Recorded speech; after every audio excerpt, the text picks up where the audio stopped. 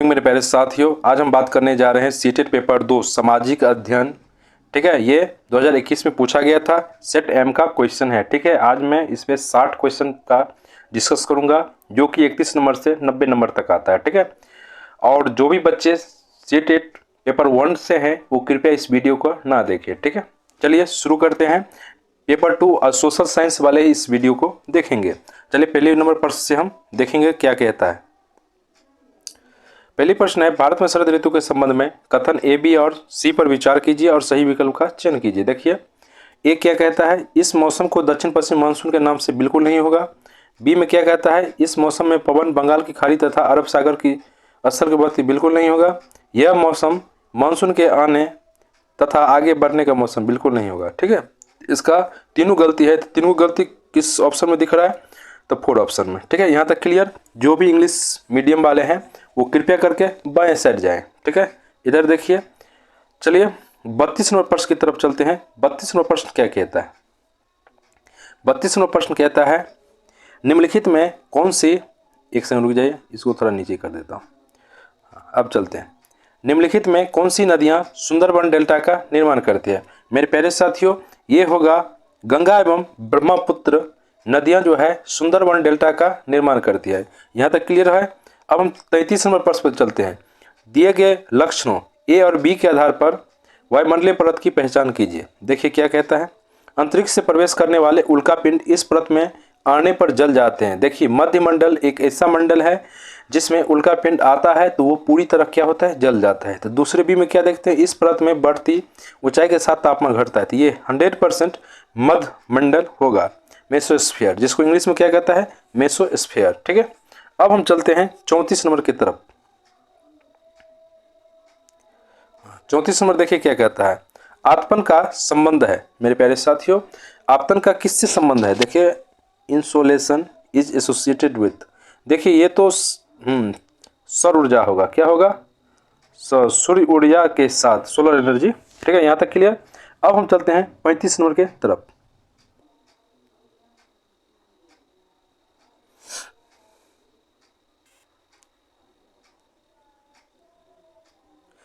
38 number प्रश्न क्या कहता है, बायोगैस अनिवार्य रूप से निम्न में से किन का मिश्रण है। मेरे प्यारे साथियों, बायोगैस ये इंग्लिश मीडियम वाला इधर से देखेंगे, हिंदी मीडियम वाला इधर से देखेंगे। ठीक है, 38 नंबर का प्रश्न है।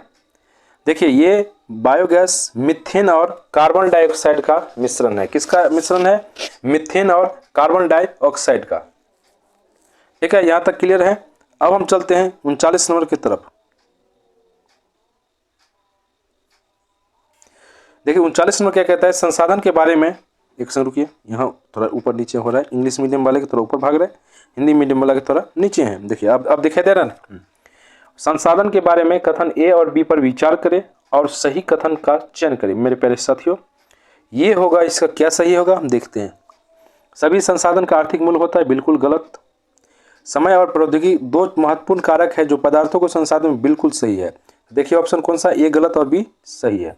ठीक है, 39 का हो गया है। अब हम 40 नंबर की तरफ चलते हैं। थोड़ा इसका क्वेश्चन बड़ा बड़ा रहता है। ठीक है, इसको हम क्या करते हैं, छोटा कर देते हैं।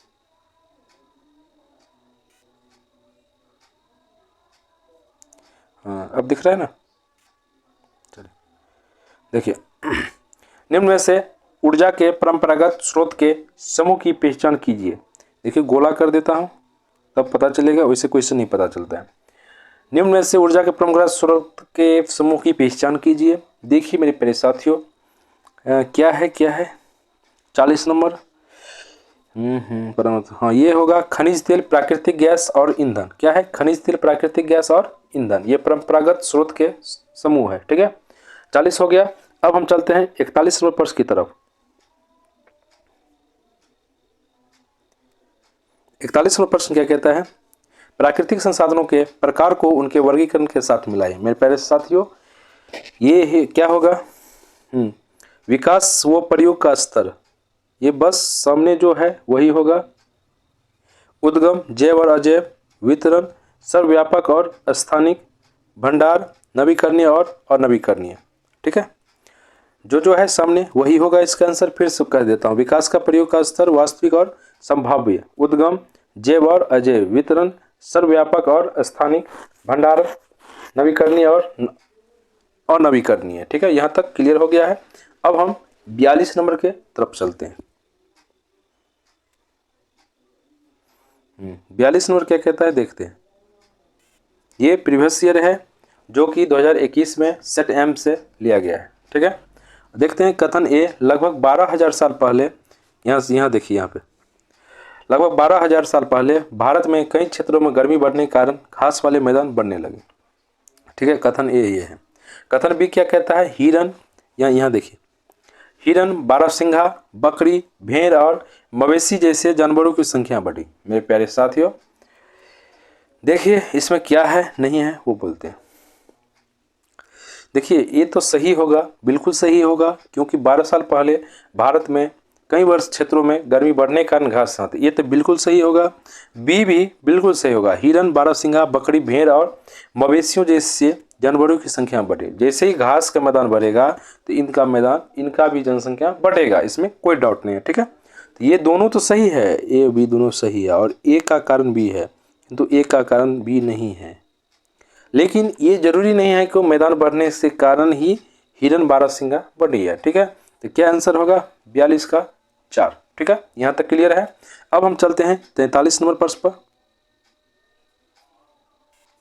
क्या कहता है, पूरा स्थलों के संदर्भ में निम्नलिखित में से कौन सही है। पूरा स्थलों के संदर्भ में निम्नलिखित में से कौन सही है। देखिए मेरे प्यारे साथियों, ये अब हम इसमें चेक करते हैं क्या कारण है नहीं कारण है। वो स्थान जहाँ वस्तुओं के अवशेष मिलते हैं, ये तो बिल्कुल सही। ये केवल जमीन के, देखिए केवल आ गया 31, केवल आ गया 31। ये समुद्र और नदी बिल्कुल नहीं, तो क्या होगा, option A is right answer. यहाँ तक क्लियर। अब चलते हैं 44 नंबर की तरफ। हाँ, हड़प्पा सभ्यता के लोग बनाते थे, क्या बनाते थे, अब हम चेक करें, रुकिए एक सेकंड। हाँ, अब इसको गोल कर देता हूँ जिससे पता चलेगा। हड़प्पा सभ्यता के लोग बनाते थे, क्या बनाते भाई, उसको हम चेक करते हैं। देखिए पत्थर की मोहरें, क्या है, पत्थर की मोहरें, बिल्कुल सही लग रहा है, ये तो सही होगा। पीले रंग से डिजाइन की गई, बिल्कुल नहीं। आगे क्या है, लोहे से बनी तकलियाँ, बिल्कुल नहीं। सोने से बने बर्तन, ये भी सही लग रहा है। ठीक है, तो इसका क्या होगा, इसका शायद होगा ए और डी। क्या होगा, ए और डी। चलिए अब हम 45 नंबर की तरफ चलते हैं। क्या कहता है, एक महापाषाण कब्र में 2 कंकालों के अवशेष थे। इन दोनों में से महिला के कंकाल का अनुमान लगाने हेतु देखना होगा। हाँ देखिए, अब ए में क्या कहता है मेरे प्यारे साथियों, देखिए हड्डियों की संरचना बिल्कुल सही है। कंकालों के साथ मिले आभूषण से कैसे पता लगा सकते, कंकालों का कार्य नहीं, ये भी नहीं होगा। साथ मिले खान नहीं, बिल्कुल नहीं। तो क्या होगा, हड्डियों की संरचना। ठीक है, महिलाओं की क्या होती है, थोड़ा बड़ी होती है पुरुषों की अपेक्षा। ठीक है, अब हम जाते हैं, ये भी जरूरी नहीं है। ठीक है, उसका जांघ सेट बड़ा होता है। चलिए 45 हो गया है। अब हम 46 नंबर की तरफ चलते हैं। 46 नंबर क्या कहता है देखते हैं। प्रारंभिक काल से शुरू करके आरोही क्रम में निम्नलिखित को सजाएं।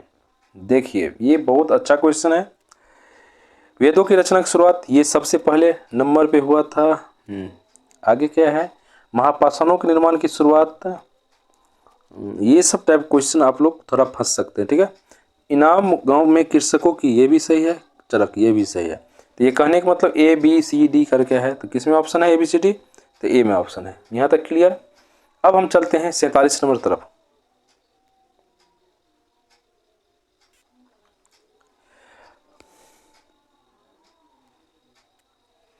हाल के काल से शुरू करके अवरोही क्रम में निम्नलिखित को सजाएं।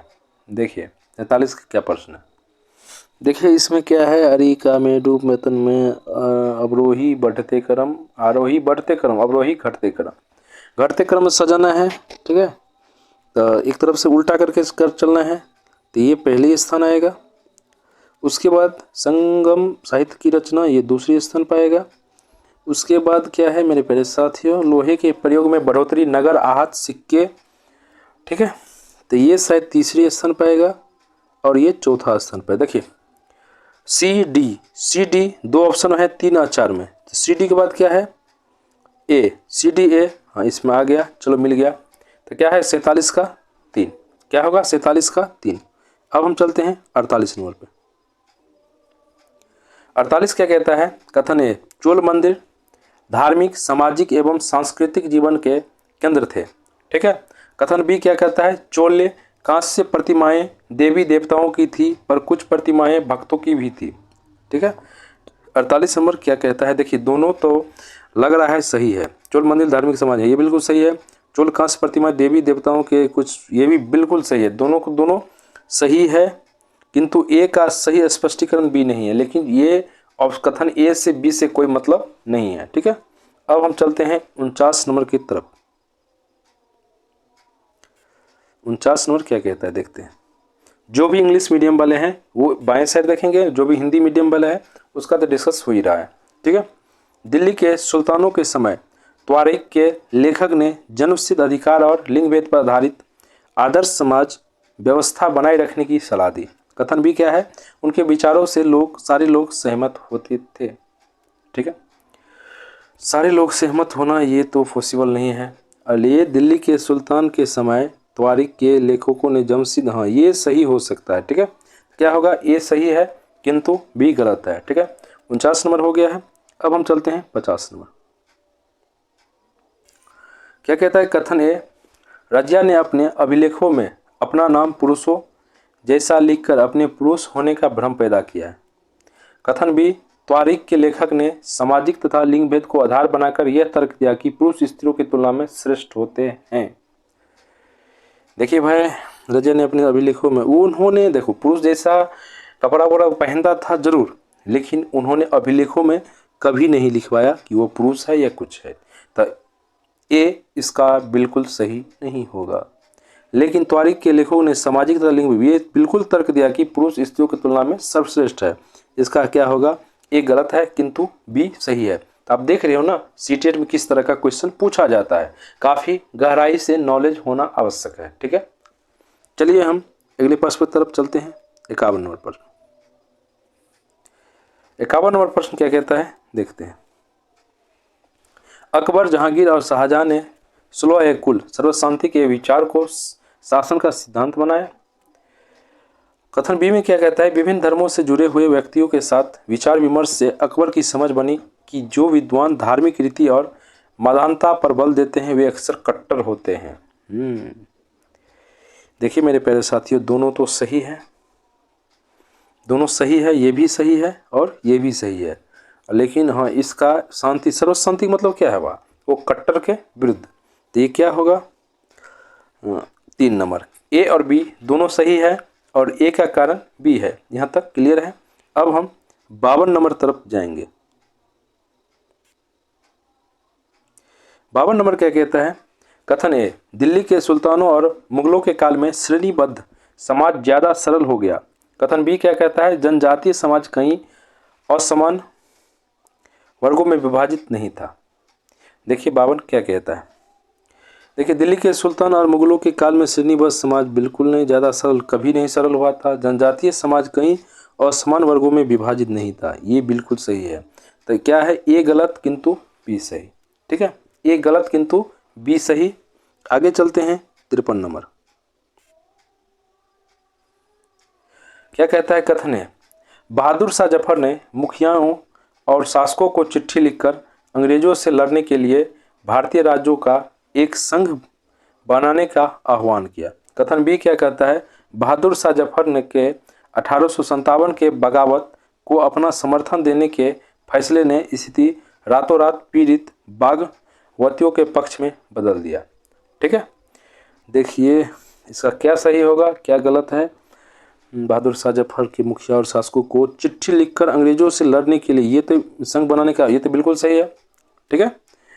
आगे क्या है, बी नंबर, बहादुर शाह जफर ने 1857 के बगावत को अपना समर्थन देने के फैसले के रातों रात, बिल्कुल दोनों सही है। ये जो है बी को सुनिश्चित किया, ठीक है। तो क्या है आंसर, 53 का 3। क्या है, 53 का 3। आगे चलते हैं 54 नंबर की तरफ।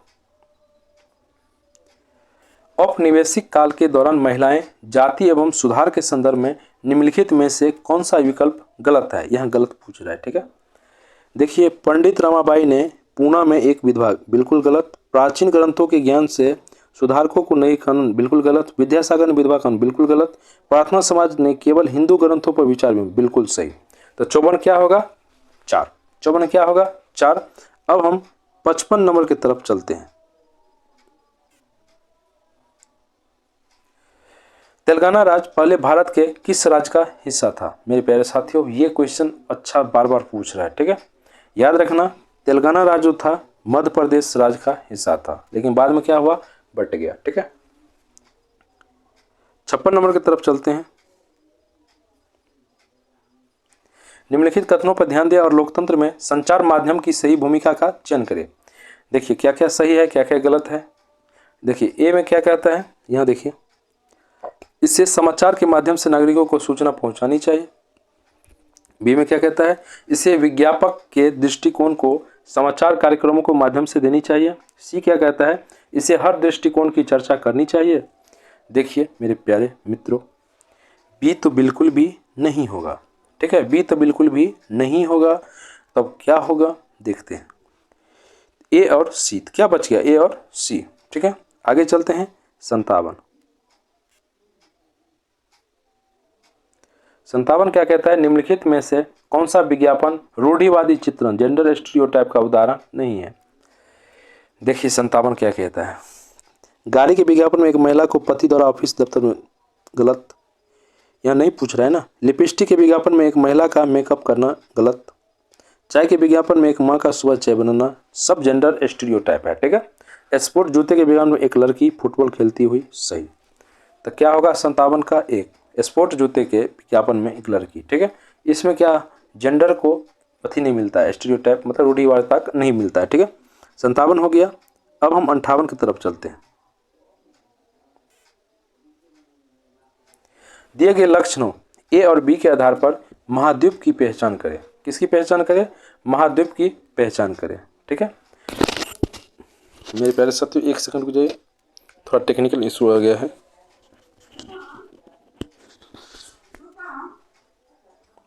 देखिए मेरे प्यारे साथियों 58 कुछ टेक्निकल इशू हो गया था। ठीक है, दिए गए लक्षणों ए और बी के आधार पर महाद्वीप की पहचान करें। ए में क्या कहता है, यह विश्व का सबसे छोटा महाद्वीप है जो पूरी तरह से दक्षिणी गोलार्ध में से। बी क्या कहता है, इसे द्वीपीय महाद्वीप भी कहा जाता है। अब ये महाद्वीप का नाम है, इसमें से आपको सेलेक्ट करना है, इसका आंसर क्या होगा। देखिए एक ऑस्ट्रेलिया महाद्वीप है जो क्या है सबसे छोटा है और इसे द्वीपीय महाद्वीप भी कहा जाता है। यहाँ तक क्लियर। अब 59 नंबर की तरफ चलते हैं। सौरमंडल में हम जैसे जैसे सूर्य से दूर जाते हैं तो क्या होता है। देखिए ग्रहों द्वारा सूर्य के चारों ओर एक परिक्रमण करने की अवधि बढ़ती जाती है। ये सही है, एक और चेक कर लेता हूँ, क्या पता वो सही हो जाए। ग्रहों द्वारा सूर्य के चारों ओर एक परिक्रमण करने, नहीं, अवधि घटेगी नहीं। ग्रहों का आकार घटता बिल्कुल नहीं। सूर्य के बहुत नज़दीक के ग्रह गैस और तरल पदार्थों से बने होते हैं और सूर्य, बिल्कुल ए सही होगा। ठीक है, आंसर क्या सही होगा, ए। अब 60 नंबर की तरफ आते हैं। कल्पना करें कि यदि पृथ्वी अपने कक्षीय समतल की ओर नहीं झुकी होती तो, ठीक है, तो क्या होता। ठीक है, प्रदीप्त वृत्त, यहाँ देखते हैं, प्रदीप्त वृत्त और देशांतर रेखाएं एक दूसरे से मिल जाती है। प्रदीप्त वृत्त और अक्षांशीय रेखाएं एक दूसरे से मिल जाती है। किसी क्षेत्र विशेष में कोई मौसमी परिवर्तन नहीं होता, किसी क्षेत्र विशेष में ज़्यादा मौसमी परिवर्तन होता है। ठीक है, इसका क्या सही होगा चेक करते हैं। प्रदीप्त वृत्त और देशांतर रेखा, यहाँ ये सही होगा। प्रदीप्त वृत्त और अक्षांशीय, नहीं ये नहीं सही होगा। और क्या है, किसी क्षेत्र विशेष में, हाँ ये भी सही होगा। किसी क्षेत्र विशेष में ज़्यादा मौसमी नहीं होगा। ठीक है, तो क्या होगा, ए और सी। क्या होगा, ए और सी। यहाँ तक क्लियर है। अब हम चलते हैं 61 नंबर। भारत में ग्राम पंचायत कितने वर्षों के कार्यकाल के लिए चुना जाता है। देखिए मेरे प्यारे साथियों, ये सभी को पता है, कितना वर्ष के लिए, 5 साल के लिए। कितना साल के लिए, 5 साल के लिए। 62 नंबर पर आते हैं। पुलिस थाने के प्रभारी का पदनाम क्या है। देखिए पुलिस थाने के प्रभारी का पदनाम क्या है मेरे प्यारे साथियों, ये होगा स्टेशन हाउस अफसर। क्या होगा, स्टेशन हाउस अफसर। अब हम चलते हैं 63 नंबर प्रश्न पे। हिंदू उत्तराधिकार अधिनियम में लाए गए 2005 के संशोधन ने निम्नलिखित में से क्या मुहैया करवाया है? मेरे प्यारे साथियों, ये होगा इसका क्या, अल्पसंख्यक समुदाय का धार्मिक विद्यालय। आगे क्या कहता है, महिलाओं का पारिवारिक संपत्ति में बराबरी हिस्सेदार का अधिकार। शायद ये लग रहा है सही है, ठीक है। शायद ये सही होगा। हिंदू समुदाय का विवाह संबंधी विशिष्ट कानून, बिल्कुल गलत। पुरुषों के तलाक के बाद मुआवजा देना, बिल्कुल गलत। बच्चा क्या, हिस्सेदारी बराबरी करके, ठीक है। आगे चलते हैं 64 नंबर की तरफ। भारतीय संविधान की व्याख्या का अंतिम अर्थ निर्णायक किसे माना जाता है? मेरे प्यारे साथियों, ये क्या हुआ, न्यायपालिका। किसे माना जाता है? न्यायपालिका को। 65 नंबर प्रश्न है, अत्याचार निवारण अधिनियम 1989 को निम्नलिखित में से कौन से समुदाय को न्याय दिलाने के लिए पारित किया गया था? देखिए, अत्याचार अधिनियम इतना इतना कौन इतना, ये होगा आदिवासी एवं दलित। क्या होगा? आदिवासी एवं दलित, ठीक है। 66 नंबर प्रश्न की तरफ चलते हैं। ऐसी राजनीतिक व्यवस्था जिसमें एक से ज्यादा स्तर की सरकार हो उसे क्या कहा जाता है?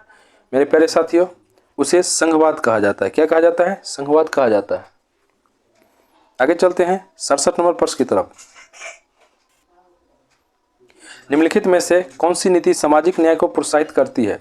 देखिए, ए ऑप्शन क्या कहता है, सरकार नौकरियों में सूचीगत दलित जाति के उम्मीदवार को आरक्षण देना, न्यूनतम मेहनता ताना कानून पारित करना। मेरे प्यारे साथियों, ये होगा C3। ए और बी दोनों सही होगा, ठीक है। सर क्या होगा? 3 नंबर दोनों सही होगा, ठीक। 68 नंबर की तरफ चलते हैं, क्या कहता है। नई दिल्ली के वास्तुशैली की चर्चा में एक शिक्षक को केंद्रित करना चाहिए। क्या केंद्रित करना चाहिए? हम चेक करते हैं। कैसे पर्यटक इमारतों को देखते हैं? इमारतों को दूर से देखने जाना चाहिए, गलत। उसकी शैली पुरानी दिल्ली की, बिल्कुल गलत। कैसे यह ब्रिटिश महत्ता और विस्मयता का भाव पैदा करता है, बिल्कुल सही, ठीक है। 68 क्या होगा? 4। आगे चलते हैं 69 नंबर प्रश्न पे। इतिहास शिक्षण का उद्देश्य केंद्रित होना चाहिए। मेरे प्यारे साथियों, पेडागोगी है सोशल साइंस का, ठीक है। ये भूतकाल में क्या घटित हुआ ये बताना, बिल्कुल गलत। भूतकाल में यह कैसे घटित हुआ ये याद रखना, बिल्कुल गलत, ठीक है। उन मुद्दों की पहचान करना जो वर्तमान में, हाँ ये सही होगा। क्या होगा? 3। 69 का 3। 70 आते हैं। एक आइडिया लग गया होगा कि किस तरह का प्रश्न पूछा जाता है, ठीक है। समसामयिक मुद्दों को सामाजिक विज्ञान की कक्षा में लाने के क्या उद्देश्य होने चाहिए? ठीक है, देखते हैं क्या क्या सही है। देश से जुड़े मुद्दों के प्रति रुचि को बढ़ावा देना, सही। विश्लेषण आलोचनात्मक लेखन करने के कौशल विकसित करना, बिल्कुल सही। सनसनीखेज खबर मुहैया कराकर विषय के प्रति रुचि पैदा करना, ये संदेह लग रहा है, तो ये नहीं होगा। विद्यालय परिसर के अधिगम और विद्यालय के बाहर की दुनिया को जोड़ने में अधिगम करने में मदद करना, बिल्कुल सही। तो ए, बी और डी, इसका क्या ऑप्शन? बी ऑप्शन होगा, ठीक है। अब हम 70 हो गया, 71 नंबर की तरफ चलते हैं। सामाजिक विज्ञान की कक्षा में समानता पर चर्चा करते समय उद्देश्य होना चाहिए। क्या उद्देश्य होना चाहिए? देखते हैं। अधिगमकर्ताओं के साथ गरिमा से जुड़े मुद्दों संबंधी, ये सही होगा, ठीक है। सभी का सम्मान करने के प्रति अधिगमकर्ता को संवेदनशील बनाना, ये भी सही होगा। संविधान में परिलक्षित मूल्यों पर आधारित होना, ये भी सही है। यह समझना कि हर तरह का अंतर असमानता, गलत। ABC क्या हुआ? सही होगा, ठीक है। 71 का क्या होगा? ए। 71 का ए। अब हम चलते हैं 72 नंबर प्रश्न की तरफ। कक्षा और समाज में व्याप्त विविधता को संबोधन करने के लिए सामाजिक विज्ञान के शिक्षक को चाहिए कि क्या चाहिए, हम चेक करते हैं, ठीक है। विभिन्न संस्कृतियों से जुड़े उदाहरणों को कक्षा की चर्चा में शामिल करें, बिल्कुल सही है। केवल जैसे आ गया प्रैक्टिस करो। अपने व्यक्तित्व अनुभवों को, सही। तो क्या ए और सी सही। 73 नंबर चलते हैं। सामाजिक विज्ञान में आकलन को बल देना चाहिए, ठीक है। देखिए, उन अधिगमकर्ताओं को पहचान करें जो असफल, देखने से नेगेटिव है। अधिगमकर्ताओं को कक्षा में लेखन की क्षमता को जांचना गलती है, ठीक है। अधिगमकर्ताओं को सूचना को याद रखना, नेगेटिव वर्ड हुआ। अपने अधिगम को विभिन्न दैनिक परिस्थितियों से जोड़ने की अधिगमकर्ताओं की क्षमता, ये सही होगा, ठीक है। 73 क्या होगा? 4। 74 की तरफ आते हैं। द्वितीयक स्रोत का उदाहरण है मेरे प्यारे साथियों, C.A. बेली द्वारा लिखित an illustrated history of modern India, ठीक है। 74 क्या होगा? एक। 74 क्या होगा? एक, ठीक है। अब 75 की तरफ चलते हैं, 75 नंबर प्रश्न की तरफ चलते हैं। औपनिवेशिक भारत में स्त्री शिक्षा पर चर्चा करने के लिए विद्यार्थियों निम्न आत्मकथाओं में से किसको संदर्भित कर सकता है? मेरे प्यारे साथियों, ये होगा क्या क्या? ताराबाई शिंदे कीर्ति नहीं, राज सुंदरी देवी कीर्ति में रुकैया सनातर, तो क्या होगा? राज सुंदरी देवी कीर्त अमर जीवन। 76 नंबर प्रश्न की तरफ चलते हैं। क्या करें, थोड़ा अगल बगल में छन छन की आवाज आता है, इसको आप लोग इग्नोर करके चलिएगा, ठीक है। कुछ भूत प्रेत का साया है इधर। 76 नंबर प्रश्न की तरफ देखते हैं। भूगोल शिक्षण को किन मुद्दों से जुड़े संदर्भ में परिप्रेक्ष्य का विकास करना चाहिए? मेरे प्यारे साथियों, देखिए इसका क्या उत्तर होगा, हम जिक्र करते हैं। संसाधन एवं संरक्षण बिल्कुल सही है। विकास और विस्थापन बिल्कुल। विविधता में एकता की चुनौतियां गलत है। मानव विकास, ए बी और डी क्या है? राइट आंसर है। अब हम 77 नंबर की तरफ चलते हैं, ठीक है।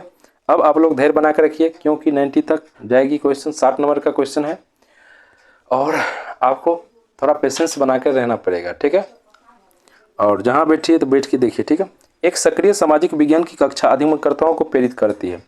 देखिए इसका क्या सही होगा? चर्चाओं को न्यूनतम रखना, बिल्कुल नहीं रखना चाहिए न्यूनतम। पाठन केंद्रित बिल्कुल नहीं होना चाहिए। व्याख्यान को सुना और साझा बिल्कुल नहीं होगा। तो चुनौतीपूर्ण प्रोजेक्ट में भागीदारी बनाना, ठीक है। एक उसको चैलेंज प्रोवाइड करवाना, ठीक। 78 नंबर प्रश्न की तरफ चलते हैं। अध्याय के, थोड़ा इसको गोला कर देते हैं। अध्याय के अंत में दिए गए प्रश्नों के बारे में निम्न में से कौन से कथन सही है? मेरे प्यारे साथियों, इसका क्या सही है हम चेक करते हैं। ये विद्यार्थियों को अवधारणाओं को अपने शब्दों में बताने और मुद्दों पर वाद विवाद करने के लिए प्रेरित करता है। बी में प्रोजेक्ट कार्य तुलना और विभेद करना अध्याय के अंत में दिए गए प्रश्नों के प्रकार है। तीसरा सी में क्या कहता है? ये अधिगमकर्ताओं में कक्षा में पहले पढ़ाई गई अवधारणाओं की समझ विकसित है। अब इसमें से हम चेक करते हैं कौन सही है कौन गलत है, ठीक है। एक ये चेक करते हैं। ये विद्यार्थियों को अवधारणाओं को अपने शब्दों में बताने वाद विवाद करने प्रेरित, हाँ बिल्कुल सही होगा। और क्या है? 78 प्रोजेक्ट कार्य तुलना और विभेद करना अध्याय के अंत में दिए गए प्रश्नों का प्रकार है, ये भी सही है। ये अधिगमकर्ताओं को कक्षा में पहले पढ़ाई गई अवधारणा बिल्कुल गलत है। तो ए और बी क्या है? इसका सही उत्तर है। ए और बी क्या है? इसका सही उत्तर है। ये option is right answer. 79 number पर आते हैं। सामाजिक और राजनीतिक जीवन की पाठ्य पुस्तकों में क्या होना चाहिए? देखते हैं। सामाजिक और राजनीतिक मुद्दों की परिभाषा या विवरण दिया गया, ये भी सही है। संस्थाओं और प्रक्रिया को ऐसे चित्रित किया गया है जैसे कि वे उसी तरह के जैसे बिल्कुल गलत है, ठीक है। तो लोगों व क्षेत्रों से जुड़े विभिन्न ठोस बिल्कुल ए और सी इज राइट आंसर, ठीक है। 79 नंबर हो गया है। अब हम चलते हैं 80 नंबर।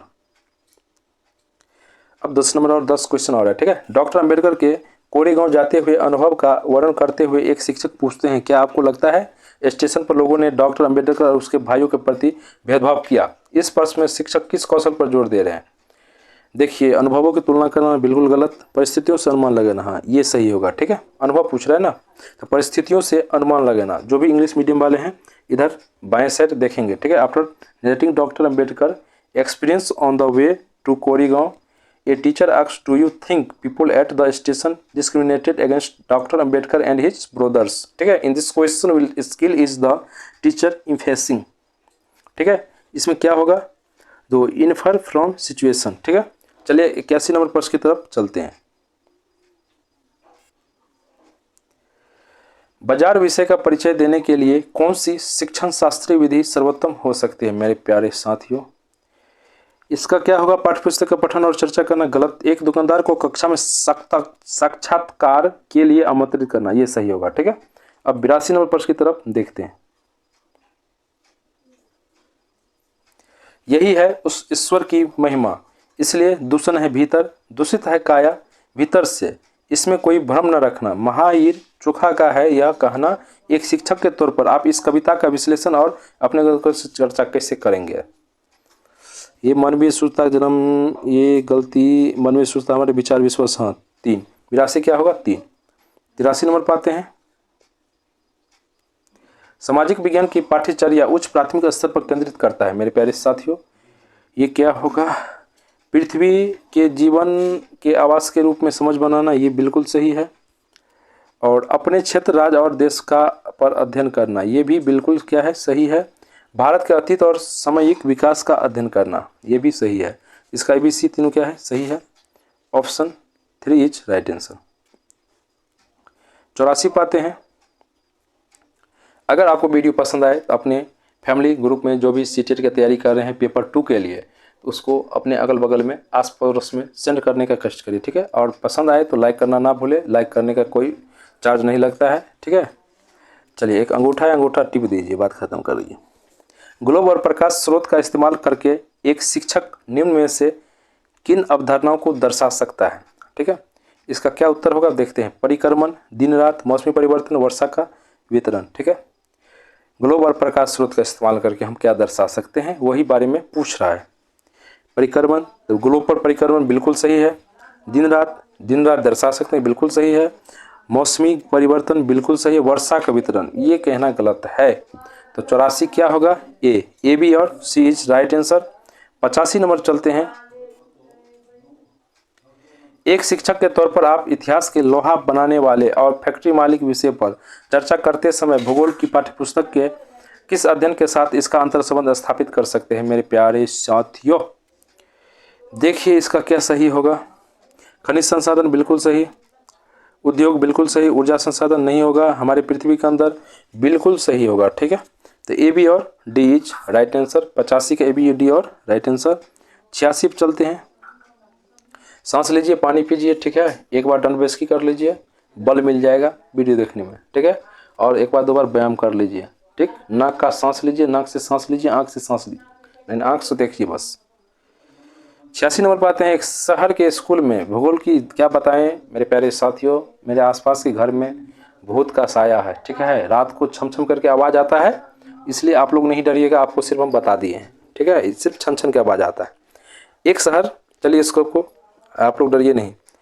एक शहर के स्कूल में भूगोल की कक्षा में वनों के प्रकार विषय का परिचय देने के लिए सर्वोत्तम विधि क्या है? मेरे प्यारे साथियों, विद्यालय के समीप वन बिल्कुल नहीं। क्षेत्र में पाए जाने वाले वनों पर पावर पॉइंट प्रेजेंटेशन बनाना। उसके बाद क्या है?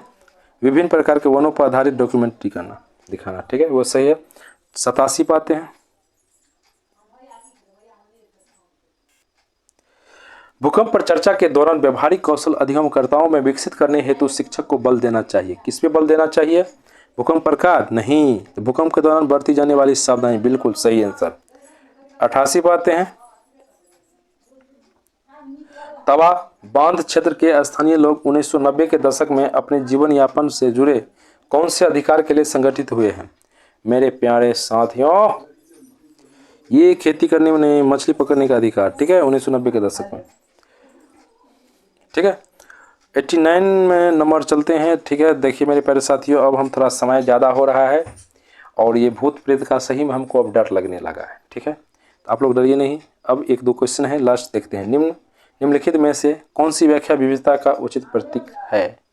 ठीक है मेरे प्यारे साथियों, इसका कमेंट आप लोग कर सकते हैं। क्या होगा? ये लोगों के बीच भेदभाव बढ़ाता है, ये लोगों के बीच एकरूपता बढ़ाता है, या यह लोगों की विशेषता को स्वीकार करता है, ये लोगों के बीच असमानता को स्वीकार करता है, ठीक है। चलिए इसका कमेंट में आप जवाब दीजिए। अब लास्ट प्रश्न की तरफ चलते हैं।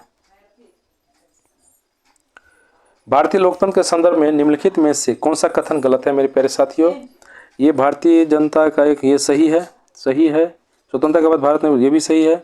भारत में सरकार, ये भी सही है। भारत में पहला आम चुनाव, गलत, ठीक है। चलिए वीडियो को आप करते हैं समाप्त, क्योंकि एक लंबा सेशन हो गया है।